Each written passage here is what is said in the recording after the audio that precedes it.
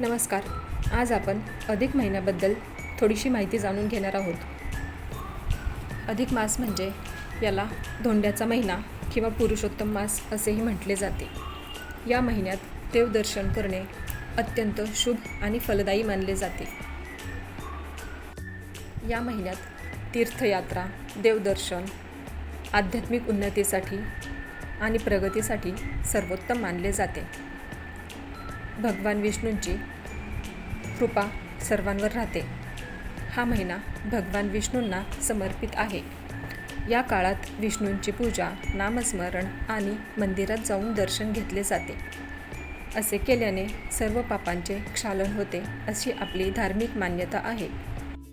भगवान विष्णूंनी स्वतः या महिन्याला आपले नाव देऊन सर्वोत्तम महिना असा दर्जा दिला आहे. या काळातील भक्तीचे फळ अनेक पटीने मिळते.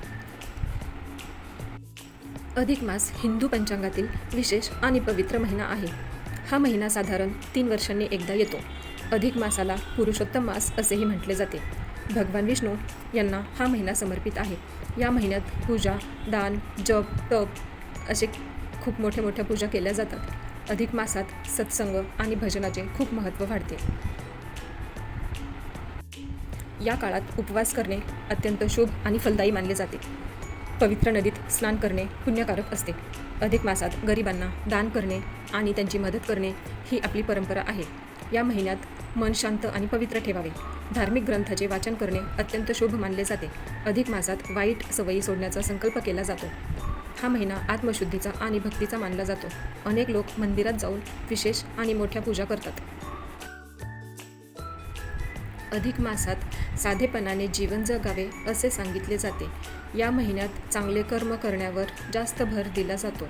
अधिक मास आध्यात्मिक प्रगतीचा आणि महत्त्वाचा असतो.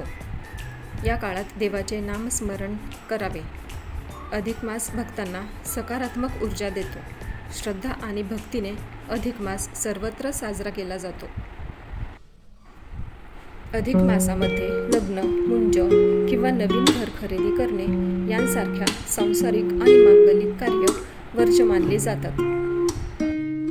सर्वांना अधिक महिना सुख, समृद्धी आणि भरभराटीचा जावो अशा माझ्याकडून मनापासून शुभेच्छा.